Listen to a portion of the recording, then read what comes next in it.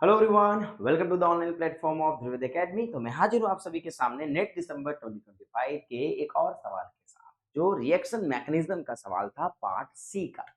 चलिए तो सवाल को एक बार ध्यान से समझते हैं क्या था और इसका जवाब कैसे दिया जा सकता था। सवाल सिंपल था, कह रहा था कि मेजर प्रोडक्ट बताइए। मैं आपको एक रिएक्शन दे रहा हूँ, यानी मैंने आपको एक रिएक्टेंट दिया है जो एक सिंपल फिनॉल है, और इसमें कॉन्सेंट्रेटेड सल्फ्यूरिक एसिड को पहले डाला, फिर हमने एक्वस NaOH और Br2 को बाद में डाला, फिर सल्फ्यूरिक एसिड और पानी को डाल के हीट कर दिया।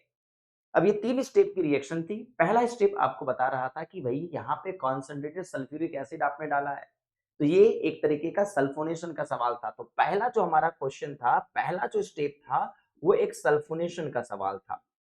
और अगर सल्फोनेशन हो गया तो ये पैरा पोजीशन और ऑर्थो पे ही हो सकता है।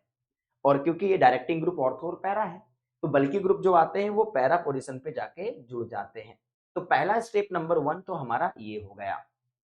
लेकिन दूसरे स्टेप में आपसे बोला गया एक्वस NaOH और Br2 डाला गया है। तो एक्वस NaOH क्या करेगा, ये OH और सल्फ्यूरिक एसिड भी है, इसके भी डिप्रोटोनेशन कर सकता है। तो यहाँ पे हमारे पास एक तरीके का फिनोक्साइड आयन क्रिएट हो जाएगा, और SO3O- इसको भी आप डिप्रोटोनेशन कर सकते हो।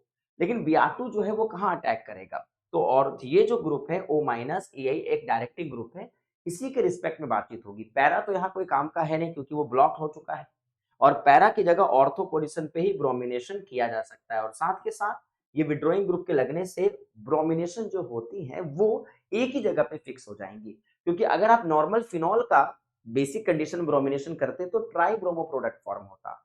इसलिए ये आपके मोनो ब्रोमिनेशन प्रोडक्ट के लिए यूज किया गया मैकेनिज्म है। ब्रोमीन आपका ऑर्थो पोजीशन पे जाके लग चुका है।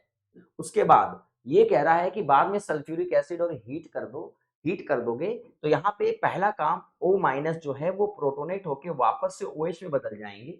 ब्रोमीन वापस से ऑर्थो पे लगी हुई है तो वही रहेगी, लेकिन जो सल्फोनाइल ग्रुप है यहाँ से डीसल्फराइजेशन हो जाएंगे, और ये सिंपल वापस से ये समझिए तो डिप्रोटेक्शन कर दिया गया है।